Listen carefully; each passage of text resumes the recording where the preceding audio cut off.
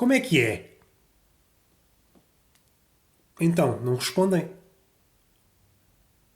Eu digo à primeira pergunta, à segunda, se não responderem, respondem na mesma. Porque o silêncio aí é uma resposta adequada. Pensaram que a primeira pergunta era uma pergunta retórica? Acham que isso, por acaso, faria sentido? No contexto do podcast, especialmente neste. Talvez não seja prematuro elucidar-vos que a comunicação precisa de algumas coisinhas, não é? Precisa de um emissor, um receptor, uma mensagem, um contexto. E podíamos depois debater sobre a importância de cada uma dessas coisas e talvez traçar até um sistema hierárquico onde depois cada um poderia dizer a importância que cada uma destas coisinhas tem para si próprio. Contudo, não há tempo para isso e sabemos bem como é que a hierarquia está estabelecida, não é? É o emissor, o gás importante e os ouvintes, que estão relegados a um segundo plano. Porque uma pessoa fala e vocês não dizem nada. E ao manter essa atitude, perpetuam este sistema ditatorial. Não sei se é do vosso agrado, mas ao perpetuarem o silêncio, só me estão a dar razão. Espero que não fiquem ofendidos, mas as verdades às vezes magoam. Magoam e para este tipo de verdades não há pomadas. Não há pomadas que nos atenuem a dor. É assim. É o começo possível. Há um poema do Rui Belo que, se não me engano, é o País Possível, se não me estou a equivocar, e este é o começo possível. Podia haver outros, claro. E haverá outros. Como vocês bem podem comprovar, houve outros começos. Competem taco a taco em termos de vácuo. Sim, competem. Mas isto aqui foi uma mini reprimenda que vocês já... Se calhar a culpa é minha. Já estava em falta e vocês deviam ter levado com a chibatinha na nádega. Eu acho que a relação estava em risco e assim melhorou. Então vamos tentar...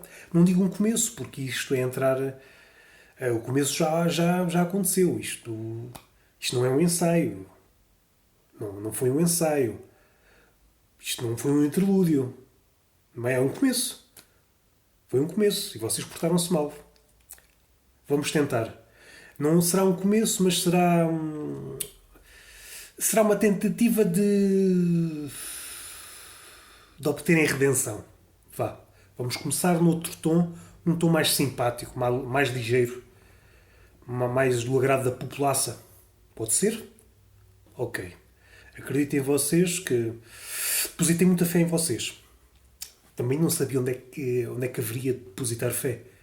Normalmente não nos é dito. Depositar fé nas igrejas não faz sentido. Não é? Deus é omnipotente, se pode tudo, não precisa de mais fé. O que é que a fé lhe faz? Quem tem tudo precisa de fé? Acho que não precisa. Uma pessoa vai arrecadando coisas em casa e às tantas não tem espaço para mais nada. Não precisa. Uma pessoa que tem tudo não precisa de mais nada. Acho que... Não sei se diz na Bíblia, mas acho que não era necessário. Se não diz na Bíblia, diz no livro de exercícios. Ou no livro que acompanha as soluções. Como aqueles livros escolares onde há um livro de exercícios. Talvez falte um livro de exercícios na Bíblia. Nós líamos aquilo, os vários livros, desde o Novo Testamento até... Ou ao contrário. Eu comecei ao contrário porque eu sou árabe. Eu começo do fim para o princípio. A minha leitura é assim. Mas havia a leitura da Bíblia, de todos os livros, ou daquele livro que vocês querem, não é? A Bíblia não é necessariamente começar de uma ponta e acabar noutra, é ler aquilo que vocês querem. E depois haveria um livro de exercícios. Não sei que tipo de perguntas, é que faria o sentido de existir. Do género, Deus é imortal, de escolha múltipla, mas depois... Ou então é uma pergunta de desenvolvimento. Diga sim ou não e justifique. Não é? Podia dizer sim. A justificação, porque acredita em Deus. Não. É mais... E se Deus é tudo, acho que a resposta é suficiente. Bom, vamos tentar abreviar este princípio de... Não sei como é que hei de designar isto. Isto foi um princípio assim um pouco invulgar. Dentro já do rol de invulgaridades que lhe antecederam. Mas... Como é que se começa? Como é que se começa uma coisa? Ou como é que se começa uma conversa? Não é? Normalmente é assim um bom dia ou boa tarde, conforme a altura do dia. Então vamos tentar. Isto não é que seja um começo, mas fica já aqui uma indicação para um futuro próximo. Olá, bom dia. Passaram bem? E o vosso fim de semana? Correu bem? Essa segunda-feira, será que estão com cara comestível? Estão com um corpo apresentável? O que é que acham? Se alguém olhar para vocês, será que vos levava para casa? Com o intuito de vos fornicar com alguma assiduidade? E constituir família? Como consequência? Estão aí nesse patamar ou um pouco mais abaixo? Gostaria que explicitassem. Porque se cumprirem este requisito, então consigo fazer uma ideia mental da vossa cara e corpo. Não substitui a fotografia descascadas. Aqui espero que tenham percebido o feminino, porque é algo que eu aprecio nas palavras, é o feminino. Não tanto nas pessoas, mas mais nas palavras, o feminino. Isto não faz sentido, não é? Não faz sentido. Não é por aqui que eu queria ir. O importante é continuar. É continuar. Há pouco, uns minutos antes de começar a gravar, estava aqui perto de mim uma mosca a zumbir-me aos ouvidos. Estava a fazer deste quarto onde estou uma espécie de itinerário. E eu comecei a pensar, será que ponho a gravar? Será que espero? Será que mato a mosca? Será que não mato? Se não matar a mosca, o que é que isso diz de mim? Será que eu estou tão afeiçoado à inércia que não quero matar a mosca? Será que devo esperar que a mosca pouse e esperar que esse período se alongue e a partir daí faça o podcast? É isso que eu pensei na altura. Será que devo pôr a responsabilidade do silêncio em cima da mosca? Ou, pelo contrário, devo matar a mosca? E se matar a mosca, o que é que isso diz de mim? Porque depois há várias coisas que nos vêm à cabeça. Se fosse budista, não poderia matar. É um animal. É um animal comum aos outros. E isto leva-me, não sendo budista, leva-me a simplificar um nadinho a questão. Caso eu não tivesse a gravar o podcast, mataria ou não a mosca? Seria isso uma questão relevante? É que se for uma questão relevante, o podcast é quem dita a morte ou a vida da mosca. Ou seja, é o algoz da mosca. Não sei se quero pôr a responsabilidade no podcast. Não quero, não sei se quero. Não sei se quero. Como a mosca continuou ainda continua, porque não a matei. Porque não a matei. Todas estas questões e outras que levantei e talvez vá levantar, conforme a minha vontade e a minha perícia em levantá-las do restolho,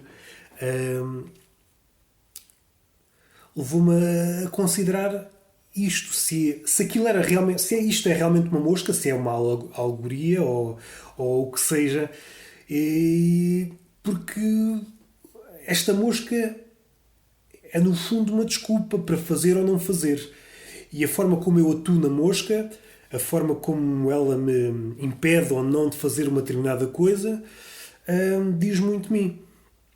Neste caso, bastava a mosca para eu pôr a hipótese de nem sequer gravar. E isso perturba-me um pouco, porque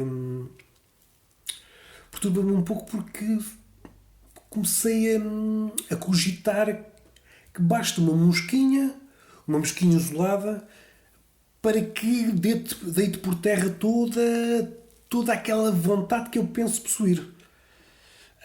Basta uma, se fossem 2 ou 3, então desistia de viver. Não é? E isso aí acho que é uma regra que vocês podem. Uma regra 3 simples. Se uma mosca impede-me ou mete uma pressão imensa em cima de mim, que me leva a ponderar se devo ou não gravar o podcast, 3 ou 4 moscas, aí punha termo à vida. Não é?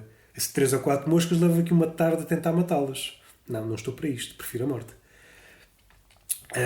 Eu sei que estou a abordar isto com uma ligeireza, mas peço que olhem para a mosca com um olhinho aguçado. Porque esta mosca levou-me aqui, precisamente ao podcast. Porque nós arranjamos desculpas para tudo, não é? Arranjamos desculpas. E parece que com o envelhecer, ou uma palavra mais amiga dos velhotes, amadurecer, à medida que amadurecemos. Eu sou uma pessoa madura, não sou uma pessoa velhota, não é? Que é uma forma, é algo característico nas pessoas que vão envelhecendo. Arranjam eufemismos para designarem aquilo que está a acontecer, não é? Não estou a envelhecer, estou a ganhar experiência.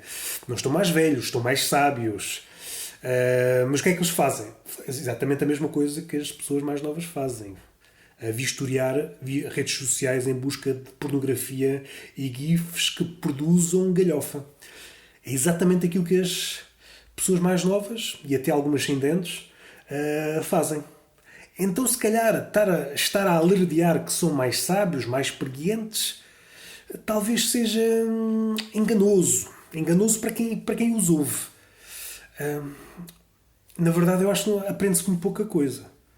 Aprende-se muita pouca coisa na vida.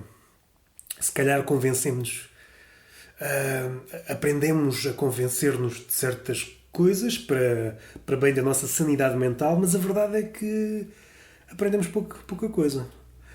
Aprendemos pouca coisa.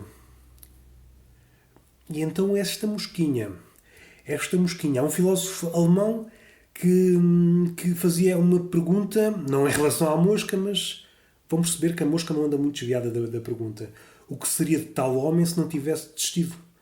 E aqui não é uma desistência de vou desistir a mandar isto para os porcos. Não. É uma desistência às vezes dias, de anos. O que é que isso implica no final da vida? Por exemplo, num artista, num escritor, o facto de ele parar durante anos, o que é que isso implica? É claro, fazendo aqui um paralelismo com um podcast anterior, às vezes esses períodos de paragem podem ser traduzidos em escrita. O ritmo não é só movimento, é preciso parar. O ritmo é composto destas duas coisas. Agora, se for uma paragem abrupta, para quase eterna, dentro dos trâmites da mortalidade, isso leva... Como é que eu ia dizer? É quando chega uma desistência que depois... o que vem a seguir é a culpa. É uma desistência que traz a culpa. Que se não tivesse parado, que depois o autor da desistência, o portador, é aquele que carrega a desistência, é aquele que leva depois a culpa. A culpa está a ser muito próxima da desistência. E é isso que o filósofo perguntou. O que é que seria do homem? O homem enquanto ser singular e enquanto ser coletivo. O que é que seria de nós se não parássemos às vezes?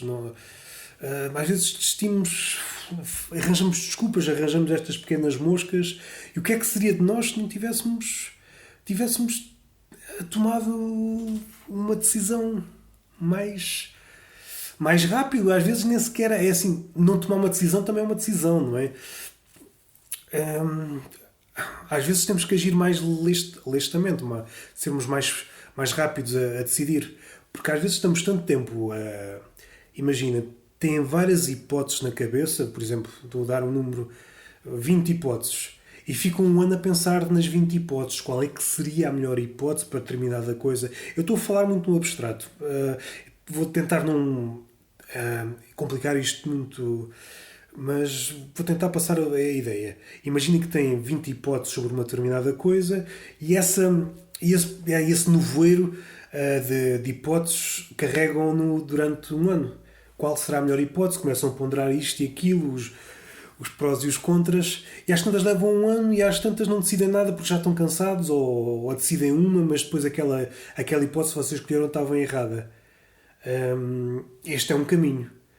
Mas se formos frios a analisar, é claro que isto não se aplica a tudo, mas poder-se dar o caso de, durante aquele ano, se vocês tivessem começado a experimentar hipóteses, se calhar tinham experimentado as 20 hipóteses.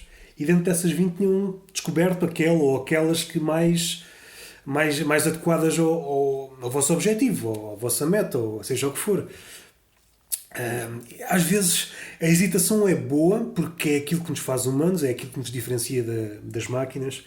É aquela. O Gonçalo M. Tavares fala muito nisso, a mão que treme ao dissecar um cadáver, porque diante da humanidade temos que tremer. Se deixarmos de tremer é algo que está muito mal. Mas também não nos podemos demorar muito na hesitação, não é? Não podemos dar uma vida a tremer, com a mão a tremer. Não é que isso faça grande. E aqui é aquele lado mais. Não é derrotista, mas se alargarmos a escala temporal em milhares e milhões de anos e tivermos uma vista mais larga do que é o universo, todas essas pequenas ações contribuem muito pouco, não é? Para o andamento das coisas. Isso não é desculpa. Não podemos dar desculpa, porque senão às tantas não fazemos nada, não é? Nada é importante e nada. Temos de agarrar pequenas coisas, pequenas palavras e poder usar isso como um aliviar do fardo. Então, se não é muito importante, ok, deixa-me fazer o meu caminho. Deixa-me fazer o meu caminho porque, bem feitas as coisas, bem vistas as coisas, tem que caminhar para aquilo que não é ambiciono no sentido mais utilitário do termo, não é? Normalmente usa-se estas expressões hoje muito presentemente como metas concretas no sentido material, não é? Que isso hoje em dia o capitalismo está tão infiltrado em tudo que é difícil sequer pensar de outra forma. E se calhar só colocar essa hipótese já é entrar no campo da maluquice. Mas ainda assim devemos ter um espaço para as coisas mais esquivas, coisas que não são materiais ou dificilmente palpáveis. Ou só chegamos a elas no escuro a taquetear por um itinerário que pouco ou nada sabemos dele.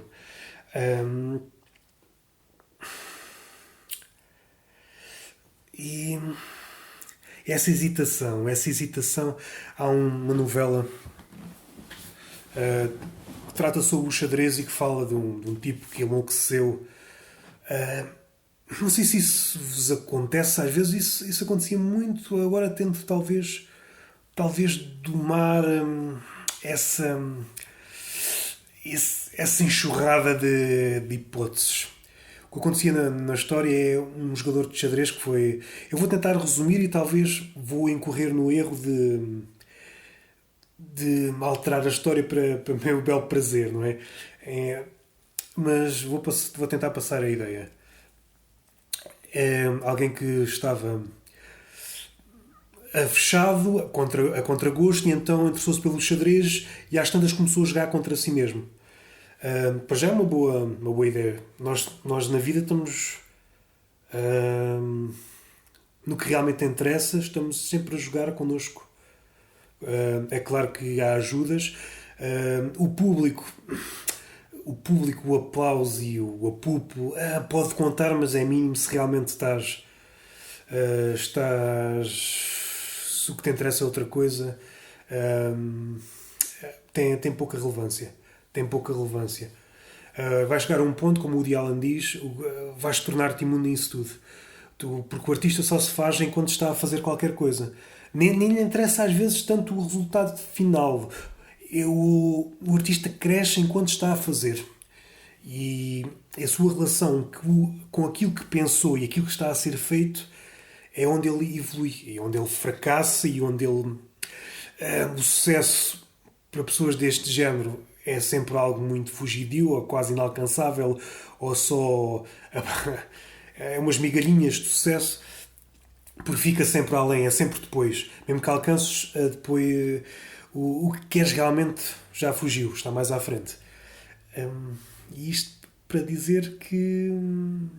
Para dizer o quê? Para dizer que andamos às voltas e dispersamos forças onde realmente não interessa. O público e hoje em dia sempre houve, isto não é uma coisa de agora, sempre houve. Mas hoje em dia parece que é por força talvez dos números, que é tudo, é a única métrica para avaliar qualquer coisa, tornou-se muito perigoso. Porque a ideia criou-se um dogma que é o público tem sempre razão ou devemos fazer as coisas de acordo com o público. E isso chateia-me porque eu acho que para aqueles que realmente contam, para aqueles que realmente contaram na história da arte, seja em que arte for, isso teve pouca importância. Ou não digo que não existe, terá alguma, não sei quantificar, nem, ninguém sabe, mas não é o que realmente importa. O artista faz lutando consigo mesmo. E voltando um bocadinho atrás, nesse mar de hipóteses, quando a mão treme, o que é que faz decidir por um caminho ou por outro? E aí, às vezes, está a razão e a loucura estão muito próximas. E enquanto tremes, o que é que te faz tremer? Aí pode entrar. Se entrar no, no campo das musas. Porque, no fundo, é outra forma de dizer a mesma coisa. Né? A linguagem. A linguagem, tempos a tempos, atualiza-se. Mas se formos descascar, tirar o verniz destas frases e dessas ideias, vemos que sob esta traquitana toda, o sentido é mais ou menos a mesma coisa. Né? Ser Deus, ser as musas, seja a mão, seja a inspiração, seja o que for, é sempre qualquer. O sentido é mais ou menos o mesmo. O que acontece para haver essa atualização, seja neste raciocínio, seja noutro qualquer. Quem já leu alguma coisa e lê alguma coisa, por exemplo, se lê uma coisa, por exemplo, do século XVII, do século XVIII, XIX, assim, não se focou só num tempo muito curto, só num século, ou só numa década, ou seja, no que foram livros recentes, perceberá que há várias ideias que estão muito presentes na literatura. Na literatura, em prosa e em poesia. E às vezes não é que se chega a grande lado, é sempre um exercício que a mim parece-me interessante, é tentar perceber o porquê. A ideia mais ou menos manteve-se, a ideia de fundo. O porquê de se usar em determinado século umas palavras, no outro século outras, perceber-se-á que as palavras vão perdendo o fogo, são substituídas por outras, que há palavras que estão em alto e outras que estão em baixo, há palavras que se perdem para sempre, há outras que são revisitadas, de outra forma, há palavras que ficam mais largas, há palavras que ficam mais curtas, e tudo isso tem influência, porque a comunicação vive muito à custa das palavras.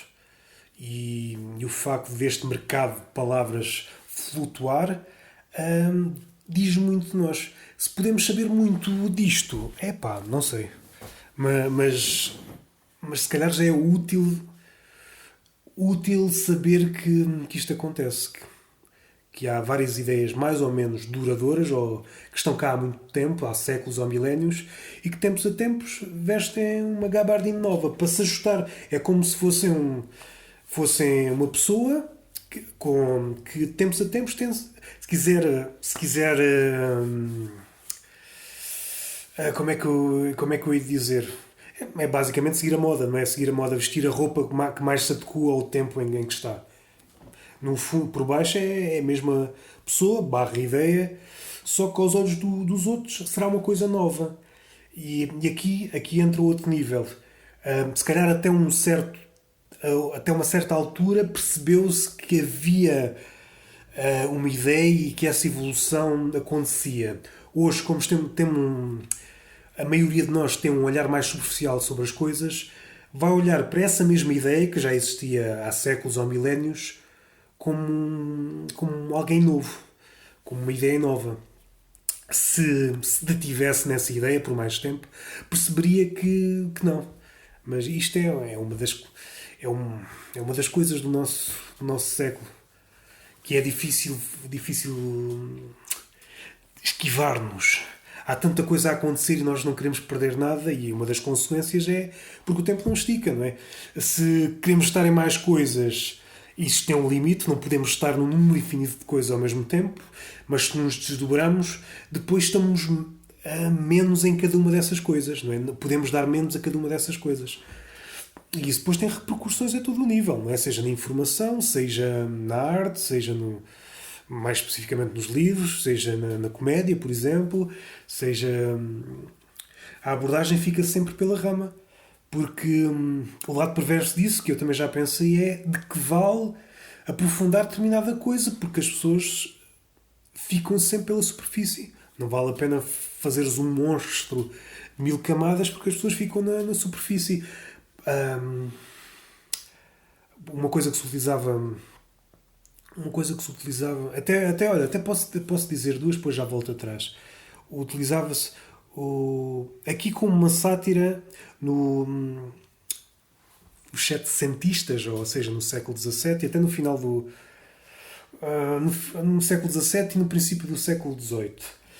Não sei precisar muito bem as décadas, mas por essa altura acontecia o quê? O que é que acontecia? Acontecia um elogio à deambulação. Ou isto, em termos de literatura, o que quer dizer?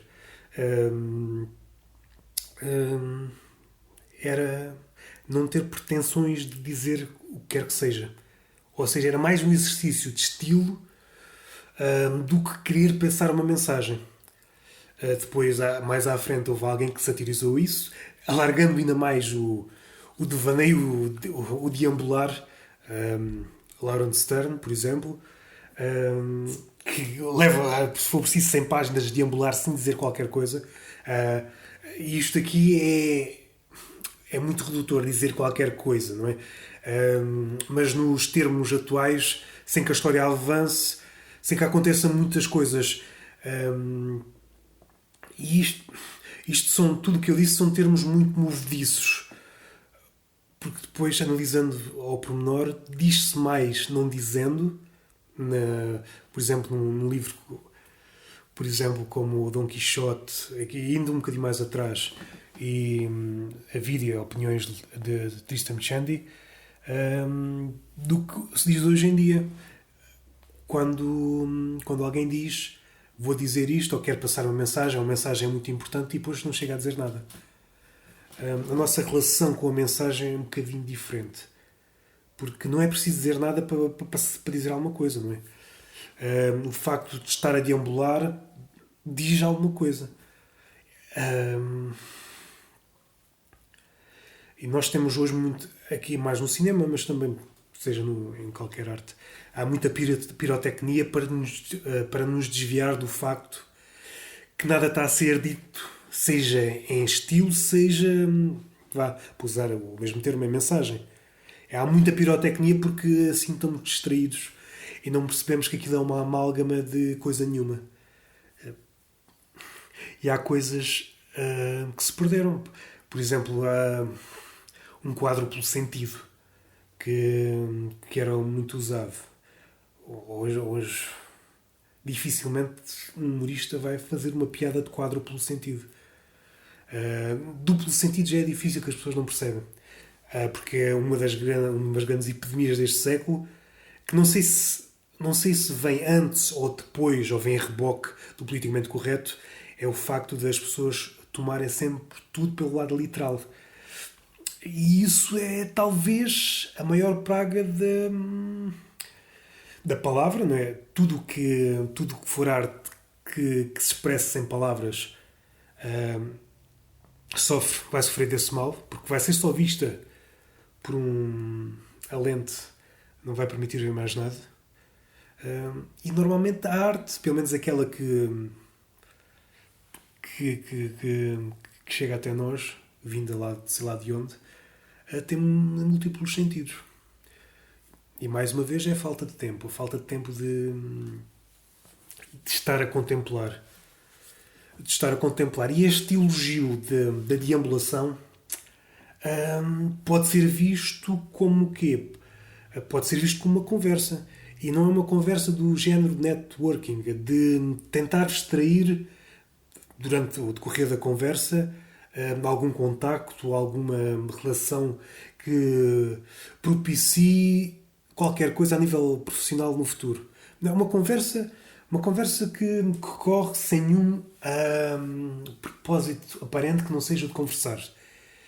É basicamente um exercício de estilo onde cada um expõe algumas trivialidades ou um bocadinho mais que isso, mas sem nenhum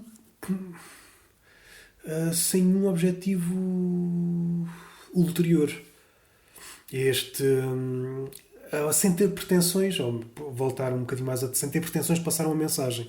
É só correr por correr, não, ou andar por andar, que é mais, adequa-se mais a andar por andar, porque o andar tem muito a ver com a contemplação. Eu não sei se isso acontece ou se o andar tem esse efeito sobre vocês, mas comigo acontece. Se andar, não é. Quando morava em Lisboa, tinha isso mais ou menos contabilizado. Sabia mais ou menos a partir de que minutos, se estivesse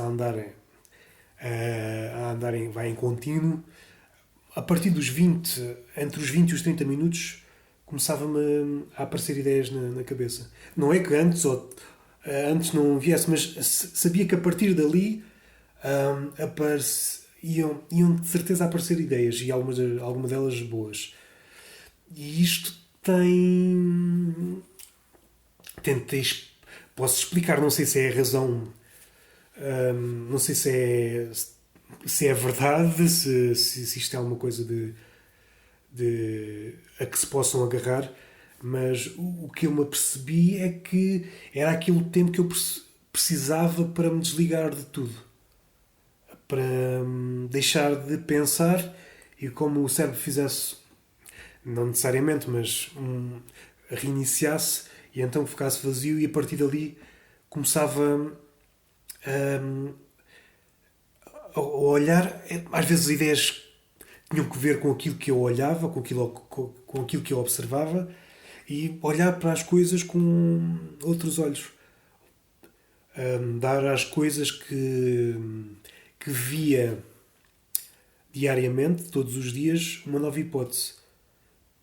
Pensar não aqui que não entrou pensar, mas é deixar que as coisas dissessem o seu nome outra vez, se apresentassem.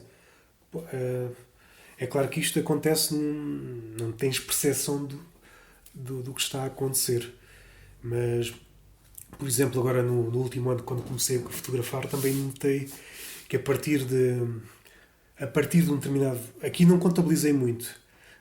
Eu sabia que era mais ou menos, quando estava em Lisboa, era quando chegava mais ou menos ao Martim Moniz, que era fazia os 20 minutos, e a partir dali levava, e aí foi um hábito que herdei dessa altura, que é andar sempre com um caderninho no bolso e apontar tudo o que me viesse à cabeça. Mais tarde, hoje em dia, verifico que se calhar também não é preciso.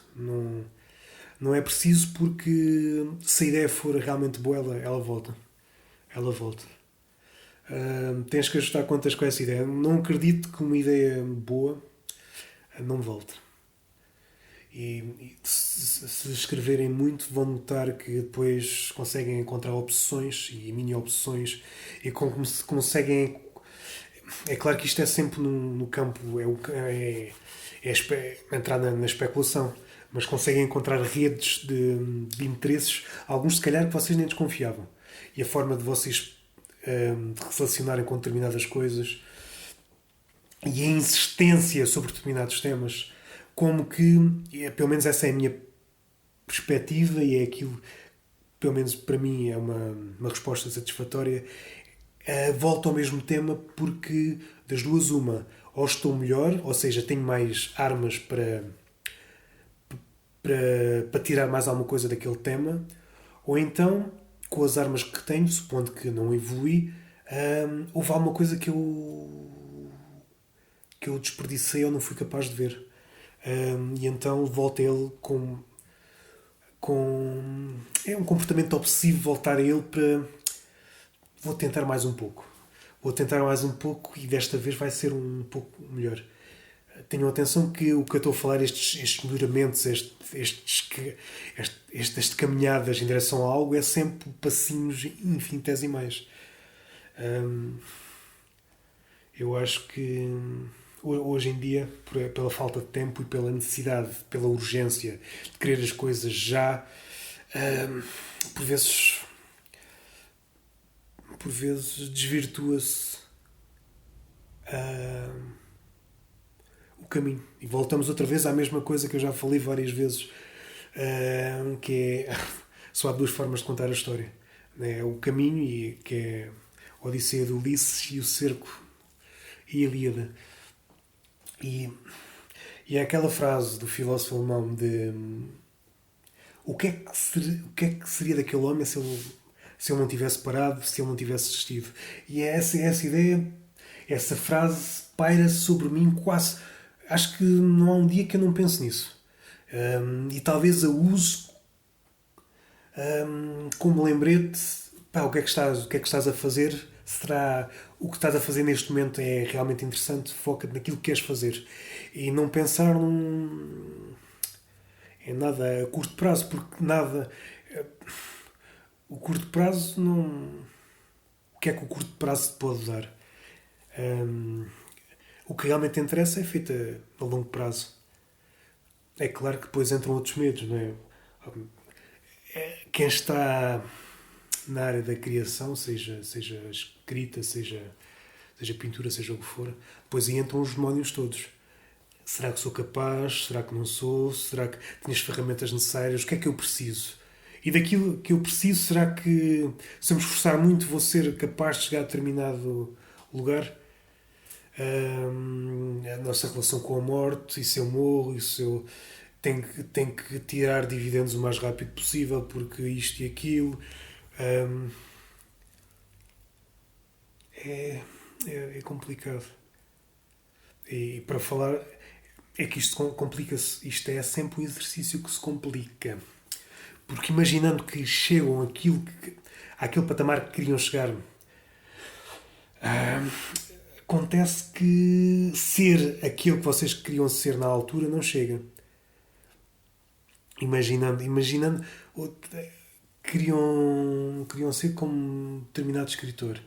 Vocês conseguem atingir o marco que é escrever, e isto aqui é sempre subjetivo, mas descartando a subjetividade e tomando isto como coisa objetiva, imaginando que é mais objetivo do que realmente é, vocês chegam àquele patamar. Agora escrevo tão bem como. Reparem que eu disse tão bem, não disse igual. Igual, se calhar, esse é um passo que está lá para trás, né? Começa-se com a replicar, a imitar, mas esse é um passo que tem que ser. Temos que dar logo o salto, se não conseguimos sair dali, então uma coisa está a correr mal. Temos que nos esforçar muito mais. Mas igualamos em qualidade o escritor. Mas aqui há outra coisa. Aqui há outra coisa. Quem é que queremos ultrapassar? Quem é que escolhemos como mestres? Alguém mais próximo? Uma meta mais execuível? Ou alguém quase inatingível? E aí entra depois os demónios da angústia de influência, e nunca serei capaz. Mas quanto a mim só vale a pena estar estar na arte, seja em que ramo for, seja literatura, seja poesia, seja escultura, tendo debaixo de vista os maiores. Senão não vale a pena. Não acho que. Porque imitar não vale a pena. Fazer menos também não vale a pena. Tens que fazer mais. E é nessa luta de querer fazer mais, é que podes encontrar um caminho que ainda não tenha sido trilhado. E aqui, indo agora para a literatura, neste aspecto há dois tipos de escritores. Há aqueles escritores mais fechados ou, ou clarificando, mão fechada no sentido de não são generosos, e há aqueles que são generosos. Ou seja, os generosos são aqueles que deixam várias portas abertas no decorrer da obra que depois os vindouros podem aproveitar para seguir. Ou seja, deixam muitas pontas soltas que aqueles que virão a seguir podem continuar. E depois há aqueles que começam ou já apanhar uma ponta de trás. Normalmente é isso que acontece. Normalmente é que o artista tem que estar sempre com um pé no passado e outro no futuro. Não pode estar com os dois no futuro, com os dois no presente, senão tem que ter uma noção do que é que está atrás dele. Senão é só um peixinho um peixinho a bater cabeçadas no aquário. Tem que ter a noção do meio envolvente. Senão às tantas não se saberá o peso de nenhuma das palavras que carrega, ou quando lhe disserem és grande ou és minúsculo, não saberá o peso dessas palavras, porque nunca se comparou com ninguém.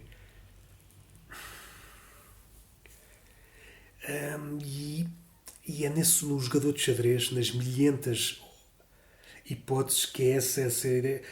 Saber decidir o que é que nos faz decidir, ou seja, a hesitação é importante, que é aquilo que nos faz humanos. Temos plena consciência que para cada ato há milhões, bilhões de hipóteses. Depois, se não quisermos utilizar a linguagem das musas, é a paixão, é aquilo que nos faz arrepiar. E isso nota-se em vários artistas. Hoje em dia, por vezes é um pouco difícil ver. Em algumas áreas é complicado ver. Mas é uma das coisas que mais me emociona é ver um artista com paixão. E é a paixão que está a ser exibida no momento em que ele está a praticar aquilo que é o seu ofício. Por exemplo, estou a pensar num pianista. Ou então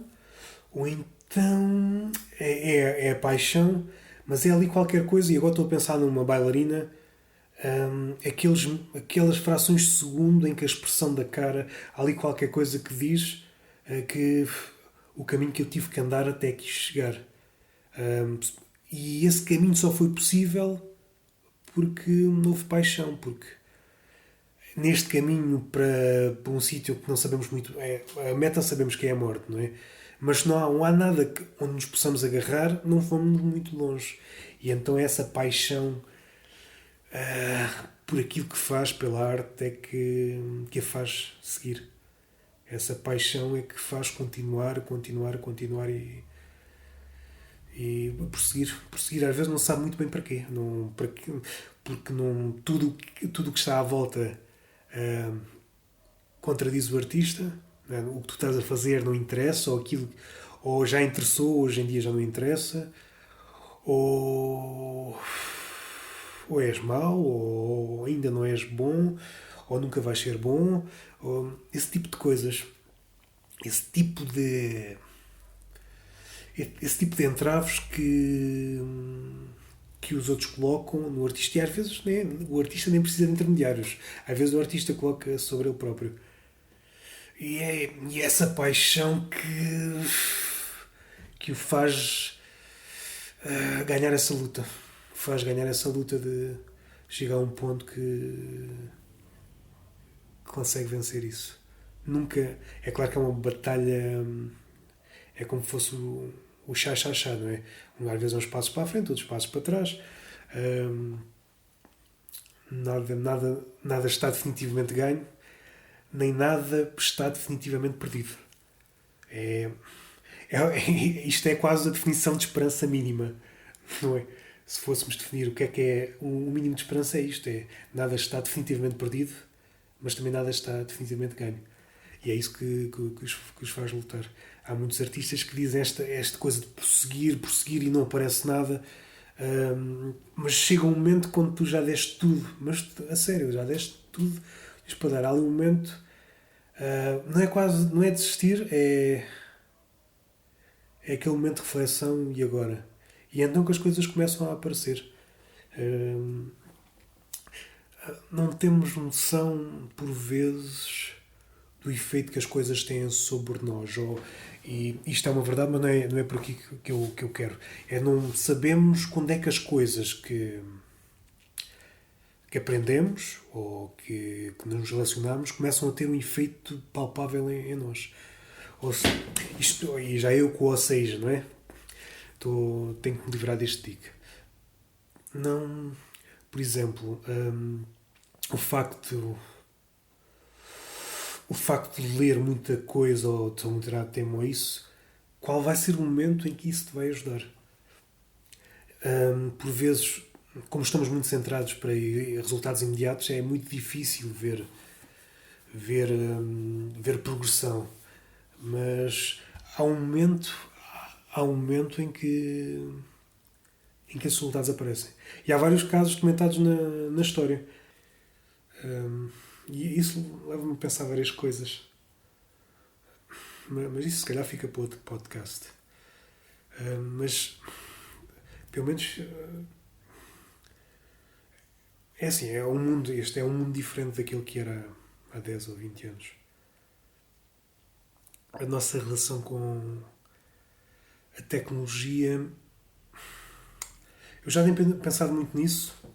E isto também já é outra muleta. Tenho pensado muito nisto. Tive 3, 4 meses sem smartphone, sem telefone, avariou-se e decidi que não comprava nenhum para o substituir. E durante esses 4 meses realmente foram muito bons. Porque não sendo eu o cliente típico das redes sociais, ou seja, consigo-me abstrair durante bastante tempo, mas por vezes só o facto de eu interromper o pensamento para pensar será que devo ir ao Facebook ou ao Twitter ou o que seja, só isso pode perturbar o pensamento ou a corrente de pensamento ou aquilo que estás a fazer. Às vezes é complicado, às vezes leva tempo para chegar é como aqueles 20 minutos a andar, é aqueles 20 minutos de leitura, aqueles 20 minutos de escrita, aquela meia hora de escrita, a partir do momento em que, ok, sentes que estás realmente a escrever. Houve ali uns exercícios de aquecimento, ok, a partir dali, e se és interrompido, ok, voltas à estaca zero. E a tecnologia, principalmente o smartphone, porque é o mais perigoso de tudo, porque é uma Xuxa ambulante, andamos sempre com a Xuxa, torna-nos ansiosos. E eu senti que durante esse desmame de 3, 4 meses, até mentalmente senti que o meu raciocínio estava mais aguçado. Não sei se inconscientemente sentia que nada podia perturbar aquilo que eu estava a pensar. É claro, há estímulos exteriores mas a relação que temos com a tecnologia é uma relação muito canina, ou seja, atiram-nos qualquer coisa, uma notificação e nós temos que ir atrás do osso, neste caso a notificação. E se for interrompido várias vezes, às tantas, se acontecer várias vezes durante, por exemplo, um período de 2 ou 3 horas, não vai ser tão proveitoso como era se não fosse interrompido por esses estímulos. E num caso muito específico de leitura, não vais ler tanto, não vais ler tão bem, vais tirar muito menos da leitura. E por isso estou a ponderar outra vez, não sei, se calhar porque hoje é quase impossível não ter um smartphone, porque depois se queres chegar aos outros, os outros estão do outro lado da barricada. É aí que podes assim, vou ser diferente, vou largar a tecnologia, neste caso o smartphone, mas depois deparas-te com a situação de que para chegares aos outros tem que ser, não digo que tem que ser, mas as portas de mais fácil acesso são as redes sociais. talvez arranjar aqui um meio termo que é não levar, quando for ler ou escrever, não levar, não levar ou não estar com o telefone. Porque preocupa-me a estar dependente de qualquer coisa. E eu já tive conversas com amigas que uma coisa que eu prezo muito é não é a capacidade, é a possibilidade de não estar. Não sei se estou a conseguir passar a ideia. É a habilidade de, ou a possibilidade de não estar. Eu posso estar, ou seja, neste caso contactável, mas eu tenho o direito, se quiser, de não estar. E hoje em dia as pessoas não compreendem. Eu já tive a conversa com três ou quatro, por acaso foram mulheres, não sei se a amostra quer dizer alguma coisa, mas depreende que não. Acho que é aplicável, facilmente é aplicável para os homens. Ahm, não compreendiam esta minha escolha por vezes, por exemplo, quando ia à praia fotografar, ou seja, não levar telemóvel, de estar aquele período sem estar. Porque eu entendo que quando nos é retirada essa possibilidade de não estar, estamos a ser escravos. Escravos no sentido mais doloroso do termo. Quando só podemos estar, isso é o que os escravos só podiam estar, não podiam não estar.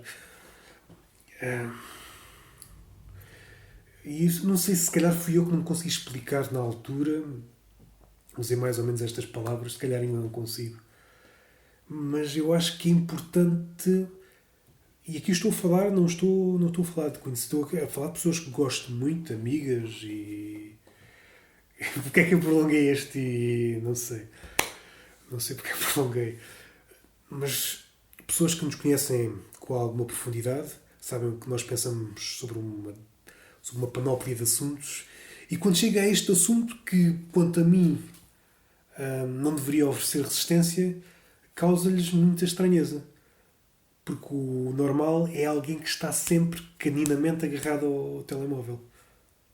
Eu gosto de estar, por vezes arrependo-me por ter desperdiçado tempo, mas também guardo um espaço para não estar. E é isso que eu não direi lutar, mas se a minha sede de tecnologia se intensificar, então a partir daí a luta tem que começar. Mas eu acho que ganho muito também nessa. Enquanto gajo que pensa em cenas, acho que ganho muito em não estar. E isso, voltando quase ao início, quando deixei uma ponta solta da praia, daquele do caminhar, isso acontece muito. Foi que comecei a fotografar. Eu às vezes faço estas paragens para situar, não que isto tenha alguma relevância, mas é o que é. É o que é. Não sei se tem, não sei se tem relevância, mas ainda assim opto por dizerem por dizer. Acho que não fica mal.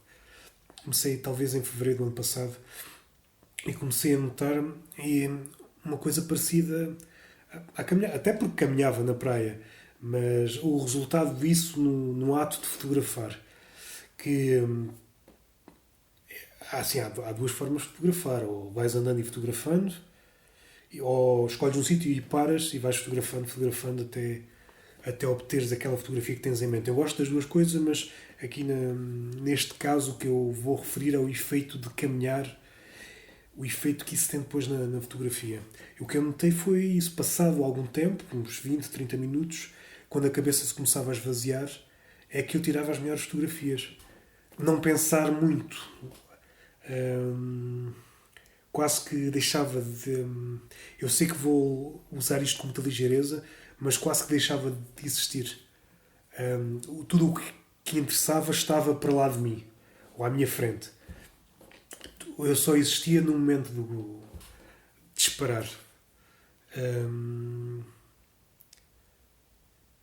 É como se fosse uma dança e não tivesses a pensar a cada movimento, cada dobrar da articulação, cada. Não, como é que eu ia te explicitar isto? Um, do olhar para o disparo fluía sem entraves. Ou pelo menos entraves que eu não conseguia percepcionar. Acho que corria mais livremente. Isto espero que tenham gostado. Foi um devaneio ao qual eu voltarei, porque este tema interessa-me e eu, quando acabar o podcast, vou perceber que afinal ainda não foi bem isto. Não foi bem isto e eu tenho que voltar aqui. Obrigado. Sigam-me no SoundCloud. Façam estrelinhas se forem deuses no iTunes. E é assim. Sigam-me no Twitter também, Roberto Gamito. Obrigado e até à próxima.